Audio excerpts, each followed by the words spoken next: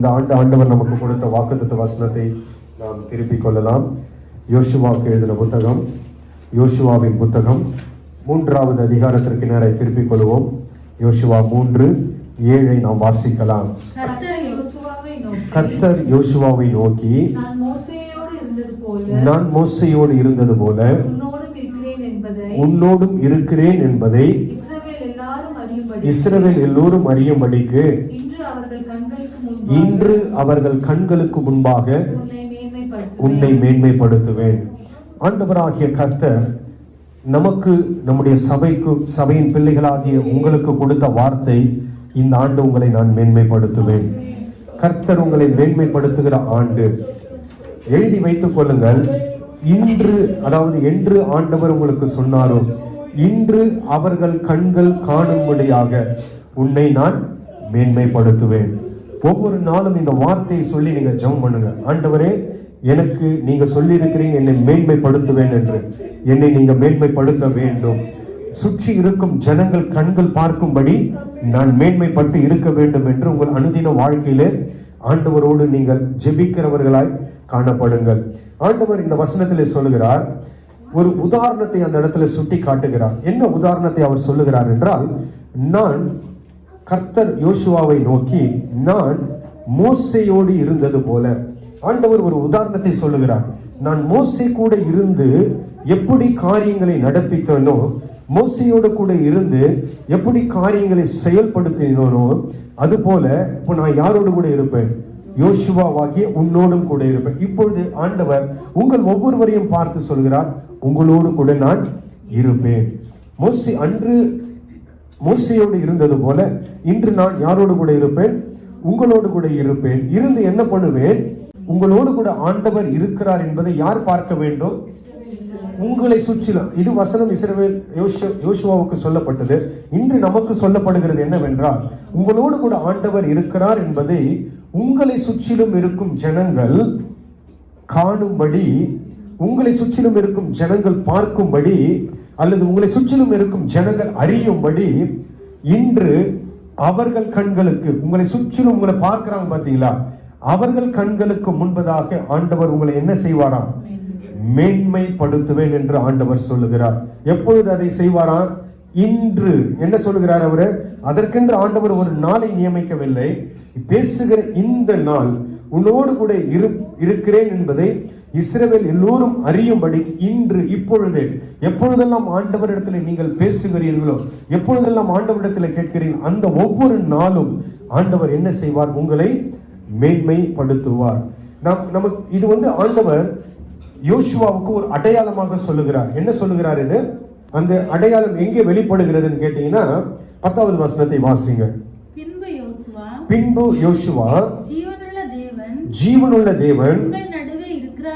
இப்ப பாருங்க, அங்கு ஆண்டவர் சொன்னார்ல, உன் நடுவிலே இருக்கிறேன் என்று ஜனங்கள் கண்கள் காணும்படி. இப்போ யோசுவா சொல்றாரு, ஜீவனுள்ள தேவன் உங்கள் நடுவில் இருக்கிறார் என்பதையும், கானானியரையும், ஏத்தியரையும், ஏவியரையும், பெரிசியரையும், கிர்காசியரையும், எமோரியரையும், எபூசியரையும் உங்களுக்கு முன்பதாக என்ன செய்வார்? அவர் துரத்தி விடுவார் என்பதை நீங்கள் அறிந்து கொள்வதற்கு அடையாளம். இப்ப ஆண்டவர் ஒரு அடையாளத்தை யோசுவாவுக்கு கொடுக்கிறாங்க.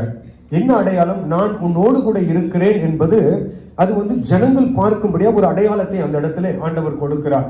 நம்ம எல்லோருக்கும் தெரியும், இந்த ஜனங்கள், இப்ப இஸ்ரவேல் ஜனங்கள் எங்கிருந்து அடிமைத்தனத்திலிருந்து விடுதலையாக்கப்பட்டார்கள்? எகிப்திலிருந்து மீட்கப்பட்டு எதை நோக்கி பிரயாணப்பட்டு வருகிறார்கள்? எகிப்தின் அடிமைத்தனத்திலிருந்து கானானை நோக்கி ஆண்டவர் வாக்கு கொடுத்த அந்த கானான் தேசத்தை சுதந்திரிக்கும்படியா இப்பொழுது வருகிறார்கள். ஆனால் கானான் தேசத்திற்குள்ள யார் இருக்கிறார்கள்? சொல்லப்பட்ட இந்த 7 ஜாதிகள் இருக்கிறது. இப்ப நாம் சொன்ன பார்த்தீங்களா, 10வது வசனத்துல வாசித்த அந்த 7 ஜாதிகள் எங்கே இருக்கிறார்கள்?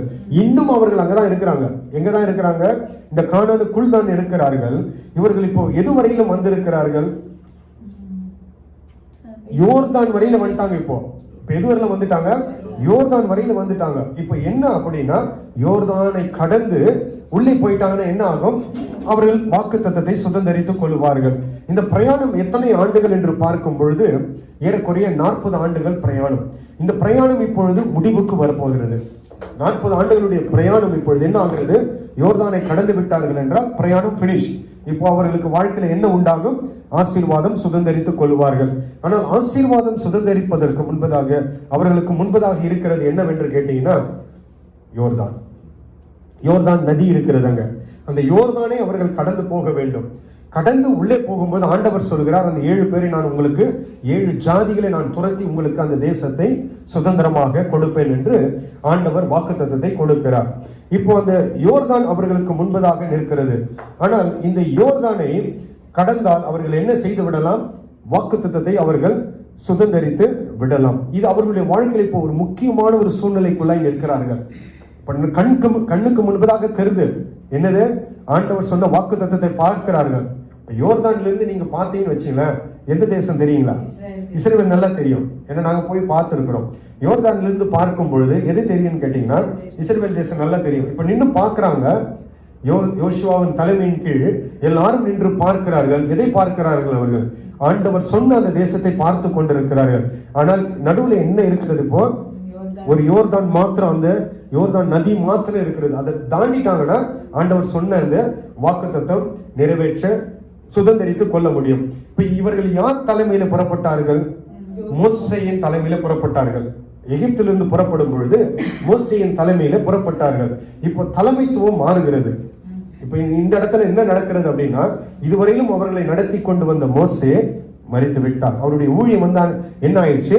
பினிஷ் ஆயிடுச்சு. இப்போ ஆண்டவர் தலைமைத்துவத்தை மாற்றுகிறார். மாற்றி இப்ப யார் கையில அந்த பொறுப்பை கொடுக்கிறார்னு பார்க்கும்போது யோசுவா கையில கொடுக்கிறார். யோசுவாவுடைய வேலை என்னன்னு கேட்டீங்கன்னா, அவர்களை உள்ளே கொண்டு போய் சேர்க்கணும். எங்கிருந்து? எங்கே மோசே மரித்தாரோ அந்த இடத்துல இருந்து ஜனங்களை கானானுக்குள்ள கொண்டு போய் சேர்க்கணும். தலைமைத்துவம் மாறிடுச்சுங்க. ஆனால் வாக்குத்தத்தம் மாறல.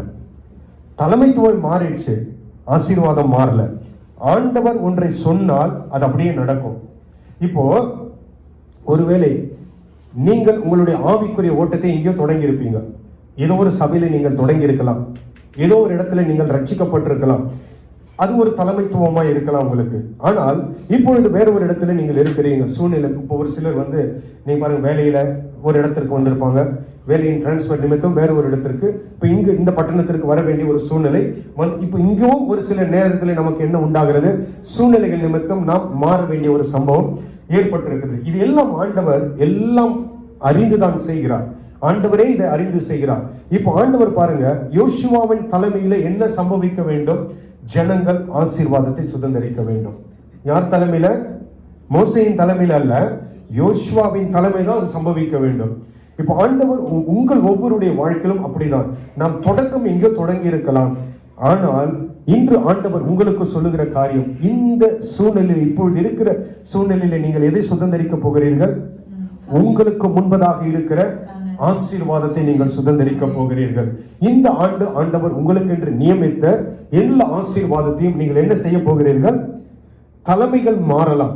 என்ன மாறலாம்? தலைமைத்துவம் மாறலாம். ஆனால் எது மாறுவது கிடையாது. ஆண்டவர் நியமித்த அந்த வாக்கு தத்துவங்களும் ஆசீர்வாதங்களும் ஒரு நாளும் மாறி போவது கிடையாது. இப்போ நான் அந்த ஆசீர்வாதத்தை சுதந்தரிக்க வேண்டும்னா நான் செய்ய வேண்டியது என்ன? இப்ப நீங்க வேதத்தில் பார்க்கும் பொழுது எல்லா ஆசீர்வாதத்திற்கு பின்பதாக நிபந்தனை இல்லாமல் ஆசீர்வாதமே ஆண்டவர் கொடுப்பதே கிடையாது.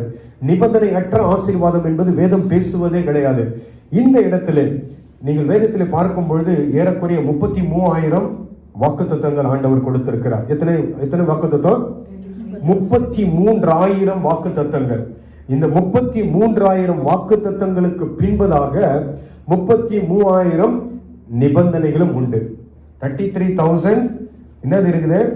Promise word. அதற்கு பின்பதாக 33,000 கண்டிஷனையும் ஆண்டவர் வைத்திருக்கிறார். அதை செய்தால் மாத்திரமே என்ன செய்வார்? வாக்கு தத்தங்களை நாம் சுதந்தரிக்க முடியும்.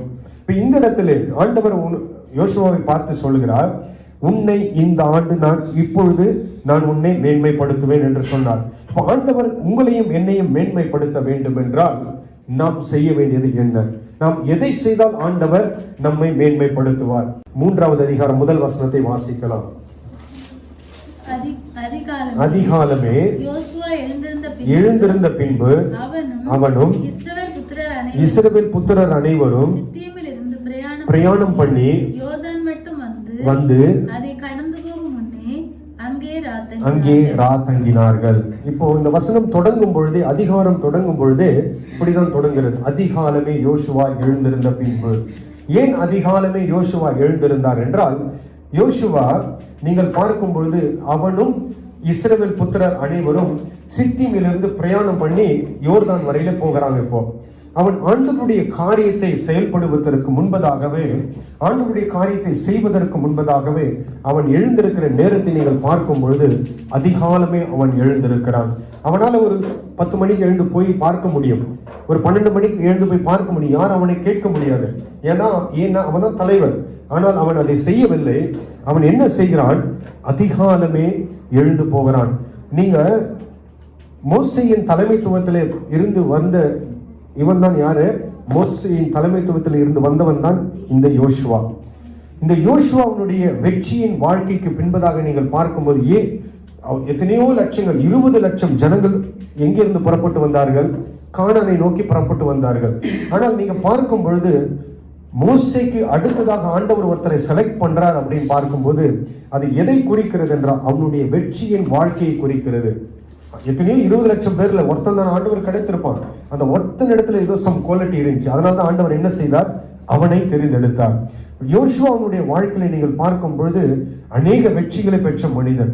அவனுடைய வெற்றிக்கு காரணம் என்ன இருந்துச்சுன்னு பார்த்தீங்கன்னா, பல காரணங்களை நாம் சொல்ல முடியும். யோசுவா எப்பொழுதும் எதை விரும்பினான்னு பார்த்தீங்கன்னா, ஆசாரிப்பு கூடாரத்திலே தங்கி இருக்கும்படியாய் அவன் யோசுவாவுடைய விருப்பங்கள்லாம் பார்த்தீங்கன்னா ஆண்டவரோடு சேர்ந்து இருக்க வேண்டும், ஆண்டவரோடு சேர்ந்து இருக்க வேண்டும் என்பதே அவனுடைய விருப்பமாய் இருந்தது. அதுதான் அவனுடைய வெற்றிக்கு அநேக காரியங்களை கொண்டு வந்ததாக நாம் பார்க்க முடிகிறது. இந்த இடத்துல நீங்க பார்க்கிறீங்களா, அதிகாலமே யோசுவா எழுந்திருந்து. யோசுவாக்கு யார் சொல்லி கொடுத்தது? காலையில எழுந்து. இப்ப நமக்கு வேதம் இருக்கிறது, ஆண்டவர் நமக்கு ரோல் மாடலா இருக்கிறார். ஆண்டவராக இயேசு கிறிஸ்து அதிகாலமே எழுந்து என்ன பண்ண போவார்? ஜெபிக்கும்படியாய் போனார் என்று வசனம் சொல்லுகிறது புதிய ஏற்பாட்டுல. சீஷர்கள் எல்லாம் அவரை தேடின்னு போவாங்க. ஆனால் யோசுவாவுக்கு யார் சொல்லி கொடுத்தது? அந்த காலகட்டத்தில் என்ன கிடையாதுங்க, வேதெல்லாம் ஒண்ணும் கிடையாது. அப்போ யோசுவாவுக்கு சொல்லி கொடுத்தது யார்? யோசுவா யாரை பின்பற்றினார்? இப்ப நமக்கு ரோல் மாடல் நாம் யாரை பின்பற்ற வேண்டும்? நமக்கு ஒரே ஒரு ரோல் மாடல் ஆண்டவராகிய இயேசு கிறிஸ்து தான். அவர் என்ன செய்தாரோ அதை நாம் செய்ய வேண்டும். ஆனால் யோசுவாவுக்கு ஒரு நல்ல ரோல் மாடல் யாருன்னு பார்த்தீங்கன்னா, இந்த யோசுவா எத்தனை முறை யோசுவாவின் புத்தகத்திலே அதிகாலமே எழுந்திருந்தான் என்று பார்க்கும்போது 5 முறை யோசுவா அதிகாலமே எழுந்திருக்கிறான். எத்தனை முறை? 5 முறை. நாம் வாசித்த இந்த 3:1 6:12 ஒரு தடவை எழுந்திருப்பார். 6வது அதிகாரம் 12வது வசனம், 7வது அதிகாரம் 16வது வசனம், 8வது அதிகாரம் 10வது வசனம், 10வது அதிகாரம் 7வது வசனம். இந்த 5 முறை யோசுவாவை குறித்து எழுதப்பட்டிருக்கும். அதிகாலமே யோசுவா எழுந்திருந்தான். இந்த 5 முறை பார்த்தீங்கன்னா 5 முறையும் அவன் எழுந்த யோசுவா அவன் வெற்றி பெற்றவனாக தான் காணப்படும். அதற்கு பின்பதாக நடந்த சம்பவங்கள்லாம் பார்த்தீங்கன்னா 5ம் அவனுடைய வாழ்க்கையில வெற்றியை கொண்டு வந்திருக்கும். இது யார் இவனுக்கு சொல்லி கொடுத்ததுன்னு பார்த்தீங்கன்னா, இவனுடைய பிதாவாகிய இவனுடைய குருநாதராகிய மோசே செய்திருப்பார். இதை யாரை பார்த்து அவர் கற்றுக்கொண்டார்னு கேட்டீங்கன்னா, யாரை பார்த்து கற்றுக்கொண்டார்? மோசையை பார்த்து கற்றுக்கொள்ள. மோசையை குறித்தும் வேதம் சொல்லுகிறது, மோசே 4 முறை அதிகாலமே எழுந்ததை வேதம் சுட்டி காட்டுகிறது. அதுல ஒன்று எங்கன்னு பார்த்தீங்கன்னா, ஆண்டவர் சீனாய் மலைக்கு வர சொல்லுவார். நீ அதிகாலமே எழுந்து இருட்டோடு எங்க ஆயத்தமாய் எங்க வரணும்னு சொல்லுவாரு? சீனாய் மலைக்கு ஆண்டவரை சந்திக்கும்படியாய் வரும்படியாய் சொல்லுவார். மோசே குறித்து எத்தனை முறை சொல்லப்பட்டது? 4 முறை. யாத்ராகமத்தின் புத்தகத்திலே 4 முறை எழுதப்பட்டிருக்கிறது. யாத்ராகமம் 8:20, 9:13, 24:4, 34:4. இந்த 4 சம்பவத்திலும் மோசே அதிகாலமே எழுந்திருந்தான் என்று சொல்லப்படுகிறது. மோசே 4, சிஷ்யன் எத்தனை தடவை? 5. யாரை மிஞ்சிட்டான்? போ குருவை மிஞ்சின சிஷ்யன் இவர். ஆண்டவர் நமக்கு முன்னுதாரணம் அப்படின்னா, நாம் ஆண்டவரை காட்டிலும் எப்படி இருக்கணும்? அதிகமாக தான் இருக்கணும். நம்ம செயல்பாடுகள், நம்முடைய செயல்பாடுகள் எப்படி இருக்க வேண்டும்? அதிகமாய் தான் காணப்பட வேண்டும். மோசே என்ன பண்ணுகிறார்? அதிகாலமே எழுந்திருக்கிறார். தன்னுடைய குருநாதரிடத்தில் இருந்து அவர் கற்றுக்கொண்ட காரியம், நல்ல காரியங்களை நாம் எப்பொழுதும் மற்ற அதாவது தேவ மனிதர்களிடத்தில் நாம் என்ன செய்ய வேண்டும்? கற்றுக்கொள்ள வேண்டும். அதை யோசுவா கற்றுக்கொண்டார். இந்த அதிகாலமே எழுந்திருப்பது என்பது எதை குறிக்கிறது என்றால், முதல் நேரத்தையும் முதல் இடத்தையும் ஆண்டவருக்கு கொடுப்பது. அதிகாலமே எழுந்திருந்து என்பது என்றால் முதல் நேரத்தையும் முதல் இடத்தையும் யாருக்கு கொடுக்கிறது? ஆண்டவருக்கு கொடுப்பது. அதுதான் அதிகாலமே எழுந்து அவர் என்ன செய்கிறார்? முதலாவது ஆண்டவரை சந்திக்கிறார், ஆண்டவருடைய வேலையை செய்கிறார். முதலாவது நேரத்தையும் முதல் இடத்தையும் அல்லது முதல் காரியத்தையும் நான் யாருக்கு தான் கொடுக்க வேண்டும்? கர்த்தருக்கு தான் கொடுக்க வேண்டும். உங்களுடைய வாழ்க்கை வெற்றி உள்ள வாழ்க்கையாய் மாற வேண்டும் என்றால், உங்களுடைய வாழ்க்கை மேன்மை அடைய வேண்டும் என்றால், நீங்கள் இதை செய்யாத வரையில என்ன நடக்காது? வாக்குத்தத்தம் வாழ்க்கையில நிறைவேறாது. வாக்குத்தத்தத்தை ஆண்டவர் கொடுத்து விட்டார். இப்ப ஆண்டவர் உங்களுக்கு ஆலோசனை கொடுக்கிறார். என்ன? அதிகாலமே நீங்கள் எழுந்து என்ன செய்ய வேண்டும்? ஆண்டவரை சந்திக்க வேண்டும். அடுத்ததாக என்ன செய்ய வேண்டும்? ஆண்டவருக்கு கொடுக்க வேண்டிய அதாவது செயல்படுத்த வேண்டிய காரியங்களையும் செய்ய வேண்டும். கொடுக்க வேண்டிய இடத்தையும் ஆண்டவருக்கு முதன்மையாய் நாம் கொடுக்க வேண்டும். அப்படி ஆண்டவருக்கு கொடுக்கும் பொழுது, எப்பொழுதெல்லாம் ஆண்டவருக்கு நாம் கொடுக்கிறோமோ, ஏன் முதல் நேரத்தை நாம் ஆண்டவருக்கு கொடுக்க வேண்டும்? நான் இந்த நாளை முதலாவது ஆண்டவருக்கு கொடுக்கும் பொழுது, நீங்க காலையில எழுந்து ஜெபிக்கும் பொழுது ஆண்டவர் உங்களுக்கு என்ன செய்வார்னு கேட்டீங்கன்னா, அந்த நாள் நீங்கள் நடக்க வேண்டிய வழியை உங்களுக்கு சொல்லிக் கொடுப்பார். என்ன செய்வார்? அதிகாலையில எழுந்து நீங்கள் ஆண்டவரை சந்திக்கும் பொழுது, ஆண்டவர் அந்த நாளுக்குரியதை அவர் என்ன செய்கிறார்? பொறுப்பெடுத்துக் கொள்கிறார். உங்களை அவர் நடத்துகிறார். அவர் பொறுப்பெடுத்து நீங்கள் நடக்க வேண்டிய வழி அவர் காத்துக் கொள்கிறார். அவர் பாதுகாத்து நடத்துகிறார். இது காலையில. அது மாத்திரமல்ல, நாம் அவருக்கு செய்ய வேண்டியதை அவர் நமக்கு சொல்லிக் கொடுக்கிறார். என்னென்ன காரியங்களை செய்ய வேண்டும் என்பதை ஆண்டவர் நமக்கு கற்றுக் கொடுக்கிறார். இந்த யோசுவா பாருங்க, அதிகாலமே எழுந்து இதை செய்கிற ஒரு பழக்கம் உள்ள ஒரு மனிதனாய் காணப்பட்டிருக்கிறான். இதை நாம் பழக்கப்படுத்திக் கொள்ள வேண்டும். நாம் என்ன செய்ய வேண்டும்? பழகி கொள்ள வேண்டும். எப்பொழுதும் ஆண்டவருக்கு முதல் இடத்தை கொடுக்க பழகி கொள்ள வேண்டும். எந்த ஒரு சூழ்நிலையிலும் ஆண்டவருக்கு நீங்க என்ன செய்து விடக்கூடாது? இரண்டாவது நிலையை ஆண்டவருக்கு நீங்கள் ஒரு நாளும் கொடுத்து விடக்கூடாது. எல்லா சூழ்நிலையிலும் ஆண்டவருக்கு என்ன கொடுக்க வேண்டும் என்றால் முதல் இடத்தை கொடுக்கும். இது ஆண்டவர் ரொம்ப எதிர்பார்க்கிறார். நம்முடைய ஆண்டவர் ஒரு சில காரியத்துல எப்படி தெரியுங்களா? ரொம்ப ஜெலஸ். வசனம் சொல்லும் பாத்தீங்களா? அவர் எப்படிப்பட்ட ஆண்டவர்? அவர் எப்படி அப்படின்னா, ஒரு சில காரியத்துல ரொம்ப சுயநலம் உள்ள ஆண்டவர். ஒரு சில காரியங்களை நம்மிடத்துல எதிர்பார்ப்பார் அவர். அதுல ஒன்று என்னவென்றால், எப்போதும் முதன்மை அவருக்கு கொடுக்க வேண்டும். முதல் நேரத்தை அவருக்கு கொடுக்க வேண்டும். முதல் காரியங்களை அவருக்கு நாம் கொடுக்கிறவர்களாய் காணப்பட வேண்டும். நம்முடைய ஆவிக்குரிய வாழ்க்கையிலே நாம் நம்மை பார்த்து கேட்க வேண்டிய ஒரு கேள்வி, என்னுடைய முதல் நாளை, அதாவது நாளின் முதல் நேரத்தை நான் ஆண்டவருக்காய் கொடுக்கிறேனா? எங்கு ஒருவர் ஆண்டவருக்காய் தன்னுடைய வாழ்க்கையை ஒப்பு கொடுக்கிறாங்களோ, அவர்கள் வாழ்க்கை ஆரம்பம் எப்படி இருக்குன்னு கேட்டீங்கன்னா, வெற்றி உள்ள வாழ்க்கையா இருக்கும். எப்படி இருக்கும் அது? வெற்றி உள்ள வாழ்க்கை. இந்த வெற்றி உள்ள வாழ்க்கைக்கு முதல் அடிப்படையே என்னன்னா, நீங்கள் முதலாவது ஆண்டவரை சந்திக்கிற பிள்ளைகளாய் காணப்பட வேண்டும். நீங்கள் யோசுவாவின் வாழ்க்கை அதுதான் நமக்கு கற்றுக் கொடுக்கிறது. நம்முடைய வாழ்க்கையில ஏன் இப்ப பாருங்க, வெற்றி உள்ள வாழ்க்கை என்பது ஆண்டவர் நம்ம எதற்காக அழைத்தார்? அவர் வசனம் சொல்லுகிறது, அவர் வெற்றி சிறக்க பண்ணுகிற ஆண்டவர். வெற்றி சிறக்க பண்ணுகிற ஆண்டவராய் இருந்தாலும் ஏன் நம்முடைய வாழ்க்கையில தோல்விகள் வருகிறது? ஏன் நம்முடைய வாழ்க்கையில தோல்விகள் வர காரணம் என்ன? ஆண்டவர் சொல்ற, நான் உங்களுக்கு வெற்றியை கொடுப்பேன், உங்கள் வாழ்க்கையில எல்லாவற்றிலும் இருந்து ஜெயத்தை கொடுப்பேன் சொல்ற ஆண்டவர், ஏன் என்னுடைய வாழ்க்கையில தோல்விகள்? ஆண்டவராய் இதை கொண்டு வருகிறார் என்றால் ஆண்டவர் அல்ல, ஆண்டவர் ஒரு சில நேரத்தில் அனுமதிப்பார். ஏன் அப்படின்னா, என்னுடைய வாழ்க்கை மாறும்படியாக, என்னுடைய வாழ்க்கை நான் திருத்தும்படியாக. எங்கு என்னிடத்துல குறைகள் இருக்கிறதோ அதை நான் திருத்தி தான் ஆக வேண்டும். திருந்தாத வரையில, அதை மாற்றாத வரையில என்ன உண்டாகாது? நான் எதை சுதந்திரித்துக் கொள்ள முடியாது. வாக்குத்தத்தம் முன்னாடியே தான் இருக்கும், நம்ம கண்கள் பார்க்கிற டிஸ்டன்ஸ்ல தான் இருக்கும். ஆனால் அது எங்கே வராது?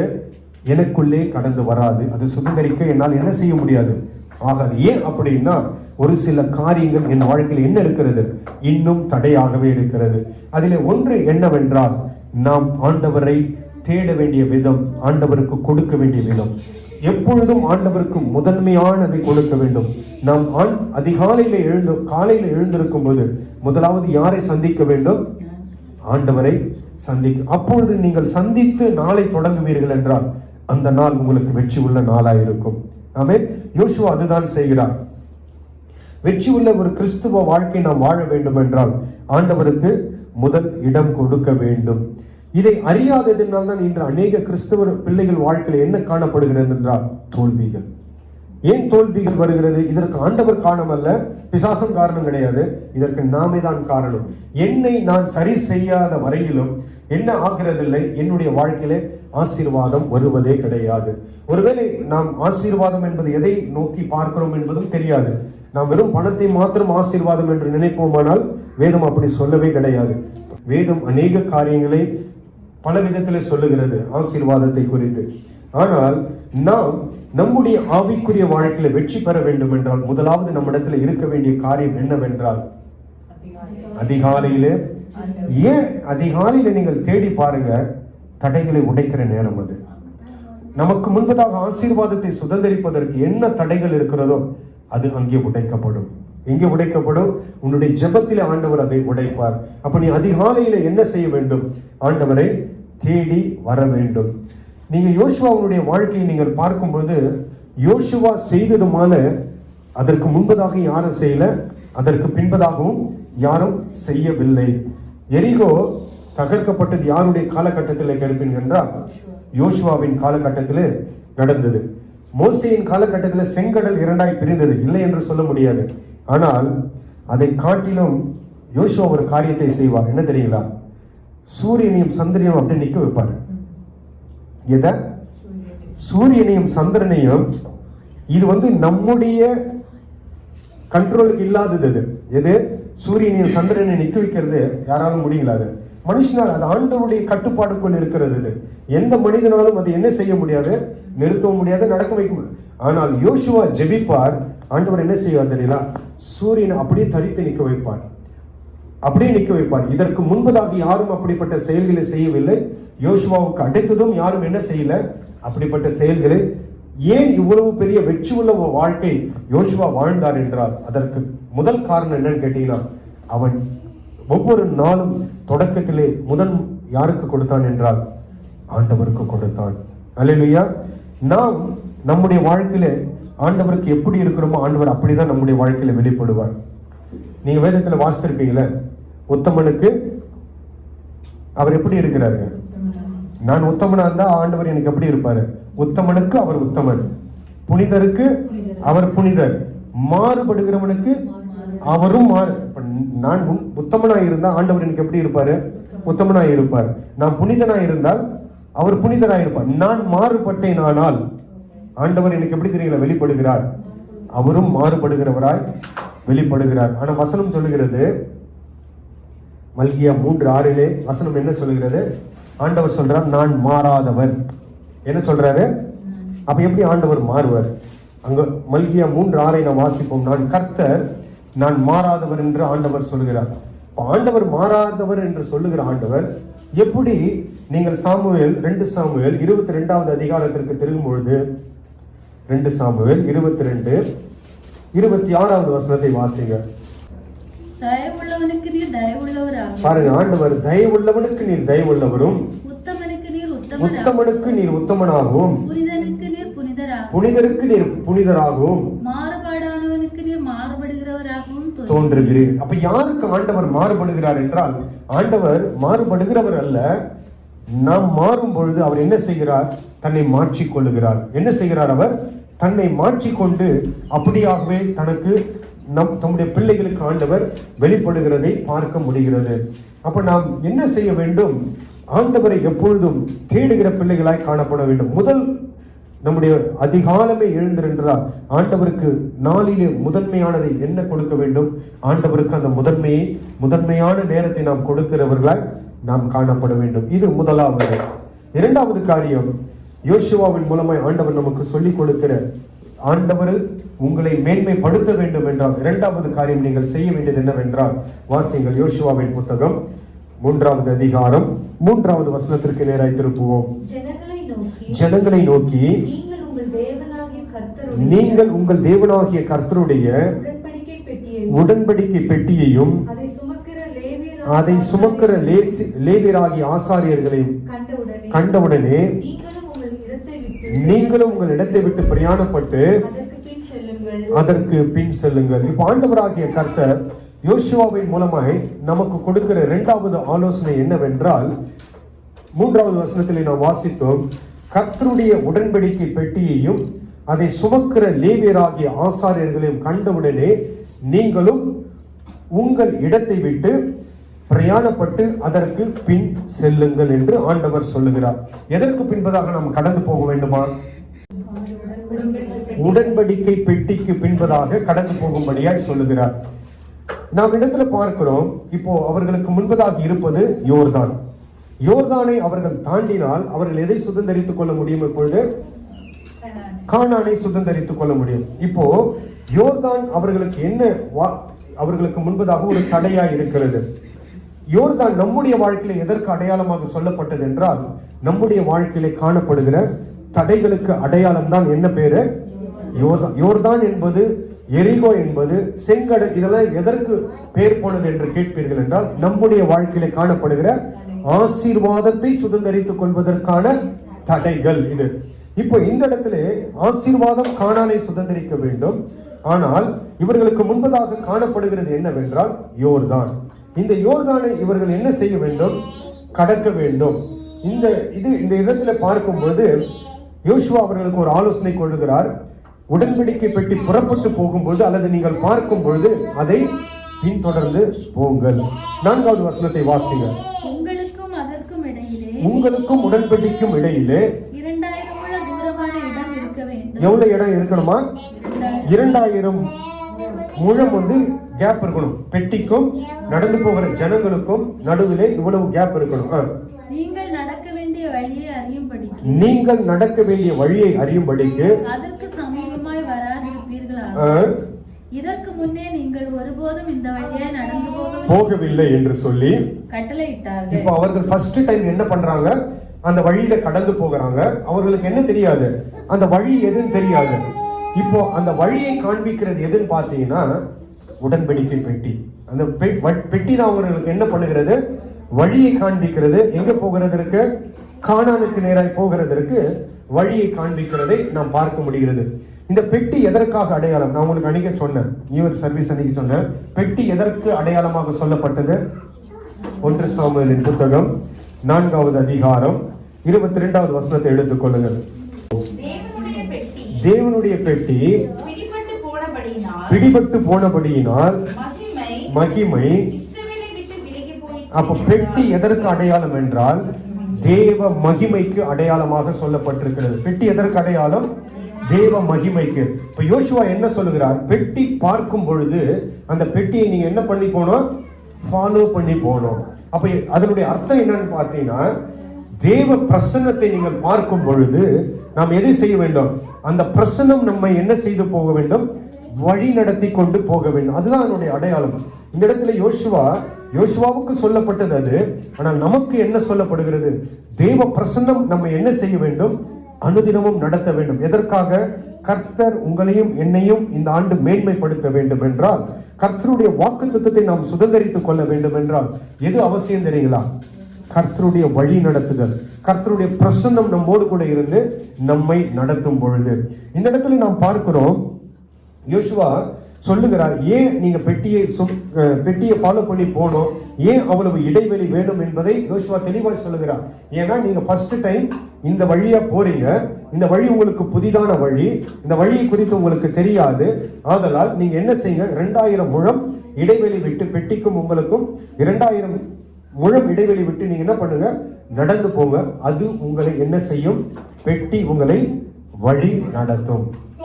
இது அங்கு சொல்லப்பட்டது. யாரு? யோசுவாவின் மூலம் இஸ்ரவேல் ஜனங்களுக்கு சொல்லப்பட்டது. இப்போ புதிய ஏற்பாட்டுக்கு வரும்போது பெட்டி எதற்கு அடையாளம்? இந்த பெட்டி எங்கே வந்து விட்டது? இப்போ ஆண்டவருடைய மகிமையை பழைய ஏற்பாட்டில் எங்க இருந்தது? பெட்டியினோடு இருந்தது, பெட்டியோடு கூட இருந்தது. உடன்படிக்கை பெட்டியோடு தேவ மகிமை இருந்தது. அந்த பெட்டி பிடிக்கப்பட்ட போது சாமுவேலுடைய மருமகள் சொல்லுகிறார், தேவ மகிமை இஸ்ரவேலை விட்டு விலகி போய்விட்டு. இப்ப நம்முடைய வாழ்க்கையில தேவ மகிமை எங்கே காணப்படுகிறது? அன்று ஆண்டவர் பெட்டியின் மீது வாசம் பண்ணி கொண்டிருந்தார். உடன்படிக்கையின் பெட்டி மேலதான் அவர் எங்க வாசம் பண்ணி கொண்டிருந்தார்.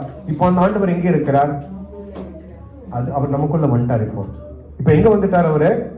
அங்கு பெட்டியின் மீது வாசம் பண்ணி கொண்டிருந்த ஆண்டவர் இப்பொழுது புதிய ஏற்பாட்டிற்கு வரும்பொழுது 1 கொரிந்தியர் 3வது அதிகாரம் 16வது வசனத்தை வாசிக்கும் பொழுது 1 கொரிந்தியர், நீங்கள் தேவனுடைய ஆலயமாய் இருக்கிறீர்கள் என்று தேவனுடைய ஆவி. இப்ப எங்க வந்துட்டார் அவரு? தேவனுடைய ஆவி இப்ப பாருங்க, இந்த ஆவியானவர் முதல்ல எங்க இருந்தாரு? பெட்டியின் மீது இருந்தவர். இப்ப புதிய ஏற்பாட்டுல நமக்கு எங்க வந்துட்டாரு? நமக்குள்ள வந்து விட்டார். அறியாதிருக்கிறீர்களா? ஒருவன் தேவனுடைய ஆலயத்தை கெடுத்தால் அவனை தேவன் கெடுப்பார். தேவனுடைய ஆலயம் பரிசுத்தமாய் இருக்கிறது. இப்ப ஆண்டவர் நம்மை பார்த்து என்ன சொல்லிட்டாரு? நீங்க தான் அந்த ஆலயம். ஆண்டவர் இப்ப எங்க வந்துட்டாரு? நமக்குள்ள வந்துட்டாரு. பழைய ஏற்பாட்டுல நீங்க பார்க்கும் பொழுது அந்த பெட்டி கிட்ட போறவங்க, பெட்டி எட்டி பார்த்தவங்களுடைய நிலைமையில நமக்கு தெரியும். என்னாச்சு? ஊசாவை ஆண்டவர் என்ன பண்ணாரு? பெட்டி மாட்டு வண்டியில வச்சு கொண்டு போகும்போது மாடு இடறினது. பெட்டி அசையும் போது விழும்போது ஊசா என்ன பண்ணுவார்? அதை தொடும்படியாக வருவார். ஆண்டவர் என்ன பண்ணுவார்? கொன்று போடுவார். அந்த பெட்டியை தொட வேண்டிய அதிகாரம் ஒரே ஒருவருக்கு மாத்திரம் கொடுக்கப்பட்டது, ஆசாரியர்களுக்கு மாத்திரம். அதை எப்படி சுமக்க வேண்டும் என்றும் சொல்லப்பட்டது, தோளில தான் சுமந்து கொண்டு போகணும். ஆனால் தாவீது என்ன பண்ணுவார்? மாட்டு வண்டியில வச்சு எடுத்து போவார். தேவனுடைய திட்டத்திற்கு விரோதமாய் செயல்படுவார்.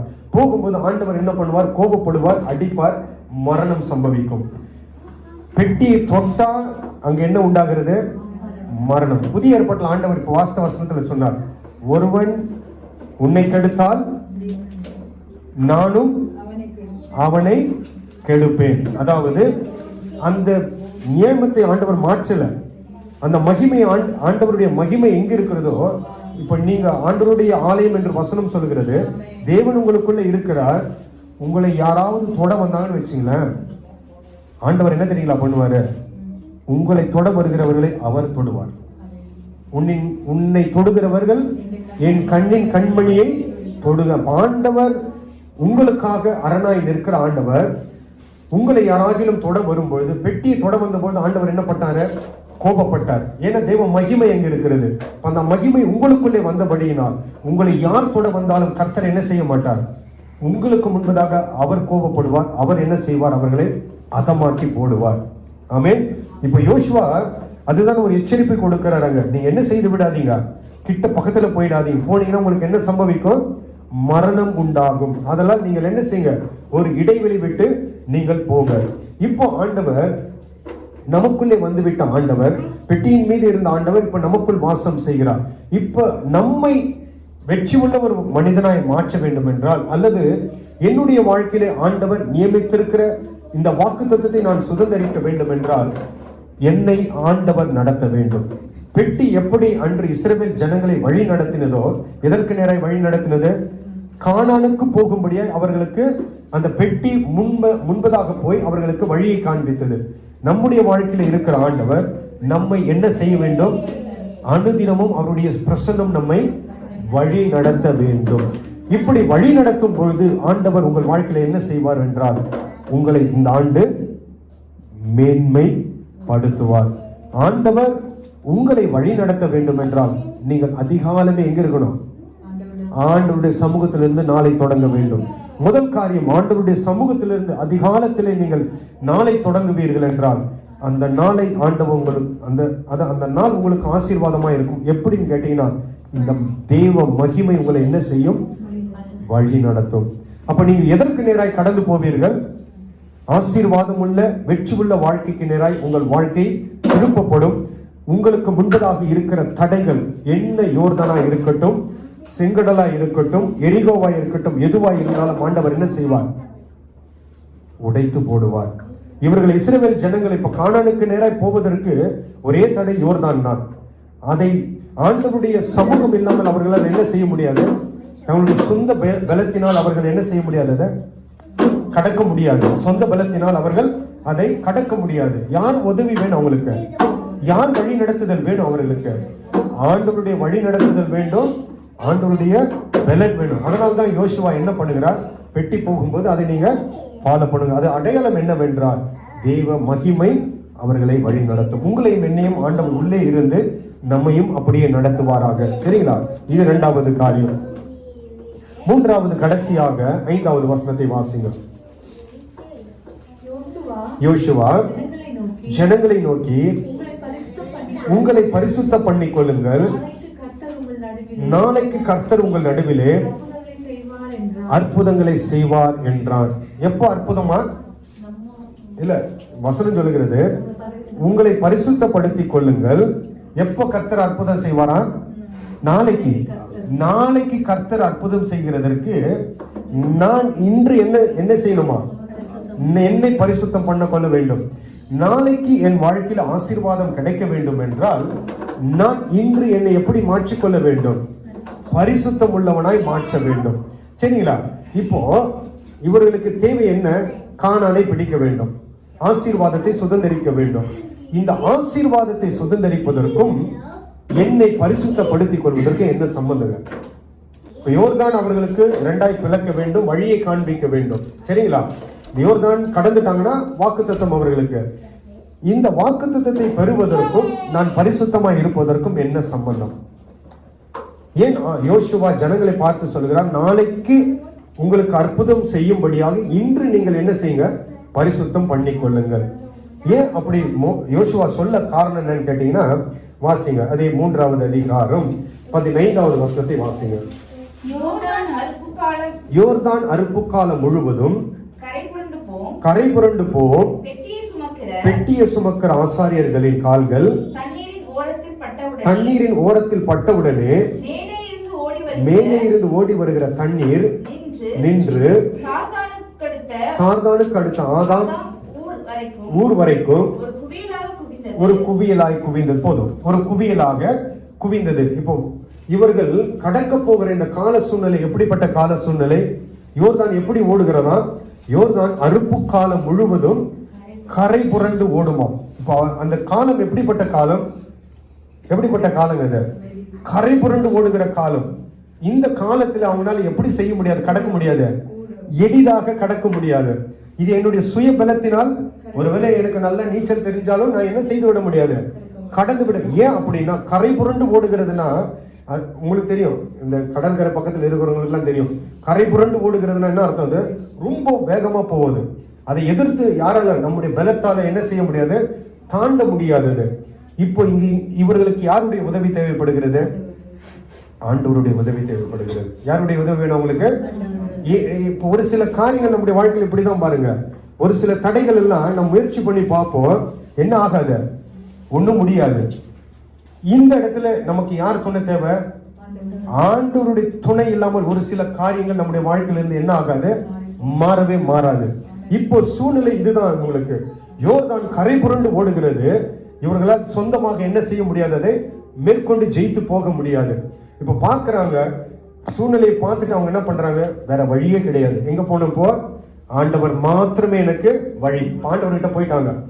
இப்ப யோசுவா சொல்றாரு, இப்ப ஆண்டவர் உங்களோடு கூட இருக்கணும், நான் ஆண்டவரோடு கூட இருக்கணும்னா என்ன தெரியுங்களா வேணும்? பரிசுத்தம் இல்லாம ஆண்டவர் நம்ம கூட இருக்க மாட்டார். பரிசுத்தம் இல்லாமல் ஆண்டவர் என்ன பண்ண மாட்டாரு, என் கூட இருக்க மாட்டார், நானும் ஆண்டவர்கிட்ட இருக்க முடியாது. இப்போ யோசுவா சொன்னதற்கு காரணம் என்னன்னு கேட்டீங்கன்னா, நல்ல ஒரு காரணம். இது இவங்களால் சாத்தியம் கிடையாது. யாரால் தான் சாத்தியம்? தேவன் அந்த தடைகளை அவரால் தான் மாற்ற முடியும். ஒரு சில தடைகள் நம்முடைய வாழ்க்கையில் யார் தான் மாற்ற முடியும்? தேவன் தான் மாற்ற முடியும். அந்த தடைகள் மாற வேண்டும் என்றால் நாம் செய்ய வேண்டிய ஒரு காரியம், என்னை பரிசுத்தப்படுத்திக் கொள்ள வேண்டும். ஏன் அப்படின்னா, கர்த்தர் கூட இருந்து செயல்பட வேண்டும் என்றால், கர்த்தரோடு நான் கூட இருக்க வேண்டும் என்றால், பரிசுத்தம் இல்லாமல் ஆண்டவர் என்னோடு கூட இருக்க மாட்டார், நானும் அவரிடத்துல நெருங்கி போக முடியாது. அல்லேலூயா. அதுதான் யோசுவா சொன்னார், நீங்க என்ன பண்ணீங்க, உங்களை பரிசுத்த பண்ணிக் கொள்ளுங்கள். அதிகாலமே எழுந்து நீங்க என்ன செய்யணும், ஆண்டவரை சந்திக்கணும். முதல்ல நாளில் இப்படி நீங்கள் சந்திக்கும் பொழுது அவருடைய மகிமை உங்களை நடத்தும்.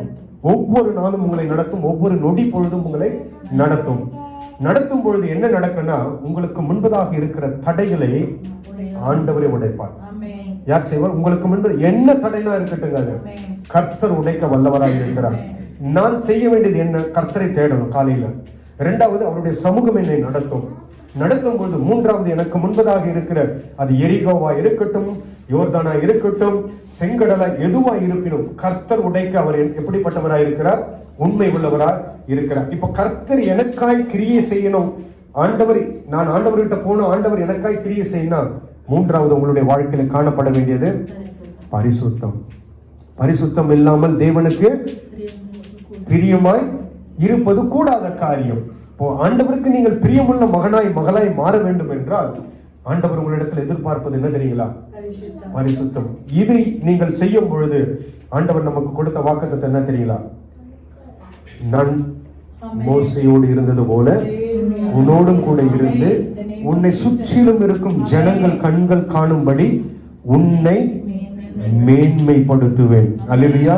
உங்களை இந்த ஆண்டு ஆண்டவர் மேன்மைப்படுத்த போகிறார். கர்த்தர் உங்கள் ஒவ்வொருவரையும் தூக்க போகிறார், உயர்த்த போகிறார். அதற்கு என்ன தடைகள் இருந்தாலும் கவலைப்படாதீங்க. ஆண்டவர் உங்களுக்கு சொல்லுகிற காரியம் என்னவென்றால், ஆண்டவரை காலையிலே தேடுங்க, ஆண்டவருடைய சமூகம் உங்களை நடத்தும். கர்த்தருக்கு பரிசுத்தமாய் இருங்க. இதை நீங்கள் செய்யும் பொழுது உங்கள் வாழ்க்கை தலைகீழாய் மாற்றுவார். அல்லேலூயா. அற்புதம் செய்ய வேண்டும் என்று நீங்கள் என்ன செய்யக்கூடாது? உங்களை பரிசுத்தம் பண்ணிக் கொள்ளக்கூடாது. ஏன் நீங்கள் பரிசுத்தம் பண்ணிக் கொள்ள வேண்டும் என்றால் ஆண்டவர் சொல்லுகிறார், வெளிப்படுத்துகிற விசேஷம் 22வது அதிகாரத்தில் சொல்லுகிறார், 11வது வசனம், பரிசுத்தம் உள்ளவன் இன்னும் பரிசுத்தமாக கடவன். அப்ப ஆண்டவருக்கு பரிசுத்தத்திற்கு ஒரு எல்லை வைக்கல. ஆண்டவர் என்ன வைக்கல? எல்லை வைக்கல. நாளுக்கு நாள் நீங்கள் என்ன ஆகிக் கொள்ள வேண்டும்? உங்களை சுத்திகரித்துக் கொண்டே இருக்க வேண்டும். சரிங்களா? அதுதான் யோசுவா இந்த இடத்துல சொல்லுகிறார். நீங்கள் நாளை தினம் கர்த்தர் உங்கள் மத்தியிலே அற்புதம் செய்யும்படியா இன்று உங்களை பரிசுத்தம் பண்ணிக் கொள்ளுங்கள். ஏன் அப்படின்னா, நாம் ஆராதிக்கிற தேவன் பரிசுத்தர். வசனம் சொல்லுகிறது, 1 பேதுரு 1வது அதிகாரம் 1 பேதுரு 1:15-16 வாசிக்கும் பொழுது, உங்களை அழைத்தவர் பரிசுத்தராய் இருக்கிறது போல எல்லாவற்றிலும் ஆண்டவர் சொல்றார். ஏன் நாம் பரிசுத்தமாய் இருக்கணும்? ஆண்டவர் சொல்றாரு, உங்களை அழைத்தவர் பரிசுத்தராய் இருக்கிறது போல நீங்களும் உங்கள் நடக்கைகள் எல்லாவற்றிலும். அடுத்த வசனமும் வாசிங்க. நான் பரிசுத்தர் எழுதி இருக்கிறது. ஆண்டவர் சொல்றார், நான் பரிசுத்தர், ஆகையால் நீங்களும் பரிசுத்தராய் இருங்கள். நாம் அற்புதத்தை, ஆசீர்வாதத்தை எதிர்பார்த்து என்ன செய்து விடக்கூடாது? நாம் நம்மை சுத்திகரித்து பரிசுத்தமாக்கி கொள்ளக்கூடாது. நம்மை அழைத்த ஆண்டவர் பரிசுத்தர் என்பதனால் நாம் என்ன செய்ய வேண்டும்? அவர் பரிசுத்தமாய் நம்மை காத்துக்கொள்ள வேண்டும். எப்பொழுது ஆண்டவர் உங்களோடு கூட இருப்பாருங்க? வேதத்தின் பிரகாரம் எப்பொழுது ஆண்டவர் நம்மோடு கூட இருப்பார்? இப்போ யோசுவா சொன்னார்ல, நீங்க பரிசுத்தம் பண்ணி கொண்டீங்கன்னா ஆண்டவர் உங்களோடு கூட இருப்பார். எப்போ ஆண்டவர் நம்மோடு கூட இருப்பார்? யாத்ராகமத்தின் புத்தகம் 25வது அதிகாரத்திற்கு திருப்புவீர்களானால், யாத்ராகமம் 25:8வது வசனத்தை வாசிங்க. யார் நடுவிலே? இஸ்ரவேல் ஜனங்கள் நடுவிலே நான் வாசம் பண்ண, தேவனாகிய கர்த்தர் வாசம் பண்ண எனக்கு ஒரு பரிசுத்த ஸ்தலத்தை. இப்ப ஆண்டவர் சொல்கிறார், நான் வாசம் பண்ண என்ன வேணும்? எந்த இடத்துல தான் ஆண்டவர் வாசம் பண்ணுகிறார்? பரிசுத்த ஸ்தலத்துல தான் ஆண்டவர் வாசம் பண்ணுகிறார். இப்போ வசனம் சொல்கிறது, நீங்கள் எப்படிப்பட்டவர்கள்? தேவனுடைய ஆலயமாய் இருக்கிறீர்கள். அந்த ஸ்தலம் எப்படியா இருக்கணும்? உங்களுடைய ஸ்தலம் பரிசுத்தம் உள்ள ஸ்தலமாய் இருக்க வேண்டும். அந்த ஸ்தலம் பரிசுத்தமாய் இருக்கும் பொழுது நமக்கு என்ன உண்டாகும் என்றால், தடைகள் எல்லாம் மாறும். கர்த்தர் உங்கள் வாழ்க்கையில என்ன செய்வார் என்றால், அற்புதத்தை செய்வார். சரிங்களா? இப்போ 7வது வசனத்தை வாசிங்க. யோசுவா 3:7 வாசிங்க. கர்த்தர் யோசுவாவை நோக்கி, நான் மோசேயோடு இருந்தது போல உன்னோடும் இருக்கிறேன் என்பதை இஸ்ரவேல் எல்லோரும் அறியும்படிக்கு இன்று அவர்கள் கண்களுக்கு முன்பாக உன்னை மேன்மைப்படுத்துவேன். ஆண்டவர் என்ன சொல்றாரு? வாக்கு கொடுத்து விட்டார். உன்னை சுற்றிலும் இருக்கிற ஜனங்களுக்கு முன்பதாக நான் என்ன செய்வேன்? மேன்மைப்படுத்துவேன். சொன்ன ஆண்டவர் என்ன செய்தார்? அதை மேன்மைப்படுத்தியும் காண்பித்தார். அடுத்த அதிகாரத்தில் நாம் வாசிக்கிறோம். 4வது அதிகாரம் 14வது வசனத்தில் நாம் வாசிக்கும் பொழுது, அந்நாளிலே கர்த்தர் யோசுவாவை சகல இஸ்ரவேலரின் கண்களுக்கு முன்பதாகவும் போதும். எப்பொழுது அவர்களுக்கு சாத்தியமானது? எப்பொழுது ஆண்டவர் மேன்மைப்படுத்தி முடித்து விட்டார் என்று கேட்கும் பொழுது, அவர்கள் செய்த இந்த 3 செயல்கள். அதிகாலமே எழுந்திருந்து ஆண்டவரை தேடினார்கள். தேவ பிரசன்னம் அவர்களை நடத்தினது. 3வது, அவர்கள் தங்களை பரிசுத்தமாய் காத்து கொண்ட பொழுது முன்பதாக இருந்து யோர்தானை ஆண்டவர் என்ன செய்தார்? விளக்க செய்தார். அந்த வசனத்தை வாசிங்க. சகல ஜனங்களுக்கும் யோர்தானை கடந்து தீரும் அளவும் கர்த்தருடைய உடன்படிக்கை பெட்டியை சுமக்கிற ஆசாரியர்களின் யோர்தான் நடுவிலே தண்ணீர் இல்லாத தரையில் கால் ஊன்றி. இப்ப பாருங்க, கரை புரண்டு ஓடிக்கொண்டிருந்த இந்த யோர்தான் இப்ப எப்படி காணப்படுகிறது? தரை. எப்படி தண்ணி எல்லாம் என்ன ஆயிடுச்சு? இப்போ தரையா பிரிந்து விட்டது. தண்ணீரை ஆண்டவர் ஒரு குவியலாய் நிறுத்தி விட்டார், வழியை திறந்து விட்டார். எப்பொழுது? வசனம் சொல்லுகிறது, பெட்டியை சுமக்கிற ஆசாரியர்கள் யோர்தான் நடுவிலே தண்ணீர் இல்லாத தரையிலே காலூன்றி நிற்கும் பொழுது, ஆசாரியர்கள் நிமித்தம் அந்த இது திறக்கவில்லை. ஆசாரியர்கள் சுமந்த அந்த பெட்டியானது என்ன செய்தது? அவர்களுக்கு வழியை திறந்து கொடுத்து. அந்த பெட்டி என்பது எதற்கு அடையாளம்? தேவ பிரசன்னம். உங்களை ஆளுகிற தேவ பிரசன்னம் உங்களை என்ன செய்யும் தெரியுங்களா? ஆசீர்வாதத்தை சுதந்தரிக்கும் வரையில் உங்களோடு கூட இருக்கும். அதுதான் அதனுடைய அடையாளம். ஆண்டவராகிய கர்த்தருடைய மகிமை உங்களோடு இருக்கும் என்றால் நீங்கள் சுதந்தரித்துக் கொள்ளும்படி உங்களை மேன்மைப்படுத்தும் வரையிலே ஆண்டவருடைய மகிமை உங்களை விட்டு விலகவே விலகாது. அல்லேலூயா. வாக்கு கொடுத்த ஆண்டவர் நிச்சயமாய் வாக்கை நிறைவேற்றுவார். யோசுவாவுக்கு சொன்னார், மேன்மையும் படுத்தினார். அல்லேலூயா. யோசுவா செய்தான், ஆண்டவர் அவனை உயர்த்தினார். நீங்க செய்யுங்க, நிச்சயமாய் ஆண்டவர் உங்களை உயர்த்துவாராக, மேன்மைப்படுத்துவாராக. உங்களை சுற்றிலும் இருக்கிற ஜனங்கள் ஆச்சரியப்படுவாங்க இந்த ஆண்டு. அது உங்களுடைய குடும்ப வாழ்க்கையா இருக்கலாம், வேலை ஸ்தலமா இருக்கலாம், ஊழிய பாதையா இருக்கலாம், எதுவா இருக்கலாம். உங்களை சுற்றிலும் இருக்கிற ஜனங்கள் கண்கள் ஆச்சரியப்படும் இந்த ஆண்டு. இவனுக்கு எப்படி இது நடந்தது? இவன் வாழ்க்கையில் இது எப்படி சம்பவித்தது? இது எப்படி சாத்தியமானது? எப்படி சாத்தியமானது? எப்படி யோசுவா சொல்றாருல, நாளை தினம் கர்த்தர் உங்கள் மத்தியில் இருப்பார். இது கர்த்தரால் உண்டானது என்று எல்லோருடைய கண்களும் சொல்லத்தக்கதாய் கர்த்தர் உங்களை மேன்மைப்படுத்துவாராக.